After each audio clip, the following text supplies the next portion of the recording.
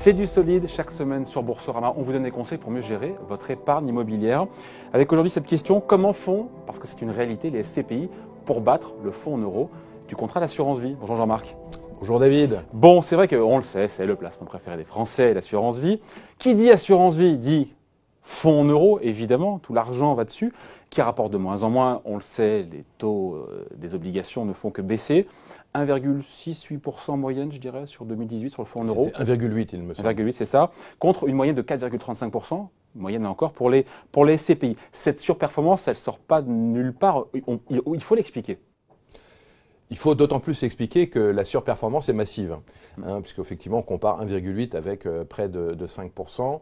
En fait, ce qui génère la performance des fonds en euros, ce sont les obligations qui sont émises par les États pour financer leur politique. Et aujourd'hui, on le sait, les taux des États, et notamment en Europe, en France et en Allemagne, sont négatifs pour les longues durées. Mais les gens qui disent que c'est négatif et que ça sort de 1,8%, c'est que c'est bizarre, parce qu'il y a un stock d'anciennes obligations qui, elles, pour le coup, rapportent plus. L'assurance vie a investi majoritairement dans des obligations, mais aussi minoritairement peut-être dans des actions ou des obligations privées, et donc dispose aujourd'hui d'un stock qui leur permettent quand même de servir plus que aujourd'hui l'OAT française qui est effectivement négative sur 10 ans. Mais il y a 3% de plus de surperformance des SCPI, on l'explique parce que derrière il y a un parc immobilier professionnel avec des loyers qui tombent et l'écart est important. Il a toujours été aussi important l'écart d'ailleurs?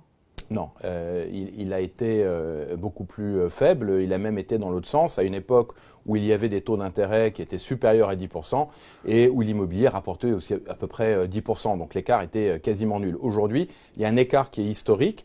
Il est historique l'écart, hein. Il est absolument historique, donc la prime de risque attachée à l'immobilier n'a jamais été aussi élevée, c'est-à-dire que le risque immobilier n'a jamais été aussi rémunéré. Et l'immobilier génère ce type de performance parce que l'immobilier a une utilité économique. L'immobilier sert aux entreprises pour qu'elles s'installent, qu'elles aient des bureaux pour faire travailler leurs collaborateurs et sert aussi aux commerçants pour générer du chiffre d'affaires avec leurs clients. Tout ça, ce sont les loyers. Encore une fois, c'est 4,35% ou 5% pour les meilleurs en termes de rendement. Ce sont des loyers qui rentrent. Les dividendes des SCPI proviennent des loyers qui sont perçus, des investissements qui sont faits avec l'argent des épargnants. Bon, Jean-Marc, là on parle un petit peu, c'est le rétroviseur. Si on regarde un petit peu devant, on voit quoi? On voit que le fonds en euros va tendre à l'infini, toutes choses égales par ailleurs, vers 0,5%, même voire 0, puisqu'on a des taux négatifs. Ça, c'est à l'infini, mais voilà, ça a vocation à baisser. Est-ce qu'on se dit ou pas que le rendement des SCPI a aussi vocation à s'effriter dans le futur, ou est-ce qu'il y aura toujours, quoi qu'il en soit, un écart qui restera important entre le rendement de l'assurance vie et ce que dégagent les SCPI en termes de rendement? Il y aura toujours un écart positif, sauf situation de marché exceptionnelle, puisque les taux d'intérêt, notamment l'obligation française à 10 ans, est considéré comme étant le taux sans risque. Or, c'est à partir de ce taux sans risque que se calculent les primes de risque sur les actifs soi-disant plus risqués.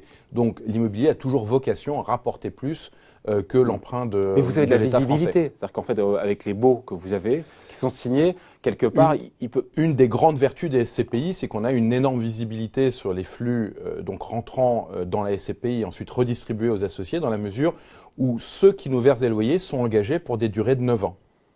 Ça veut dire que sur les prochaines années, vous pouvez dire, voilà, on peut garantir qu'on restera autour, dans l'épure de ce qu'on a aujourd'hui en termes de rendement, à savoir 4,5? On ne peut pas garantir quoi que ce soit. En revanche, il y a une vision sécuritaire et pérenne d'un certain niveau de performance des SCPI sur les années qui viennent. Bon, avec derrière, encore une fois, il faut le rappeler, pour être tout à fait honnête, que le fonds en euros de l'assurance vie, le capital est garanti. Qu'une SCPI, le capital n'est pas garanti. Même si d'ailleurs on a des actifs qui sont tangibles et immobiliers, on est soumis au cycle immobilier.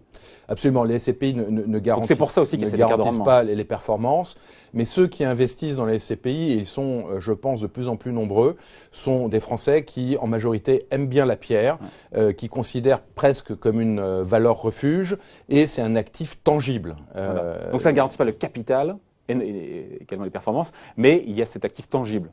Voilà. Il y aura toujours dans les SCPI les actifs qui ont été achetés par l'apport des épargnants.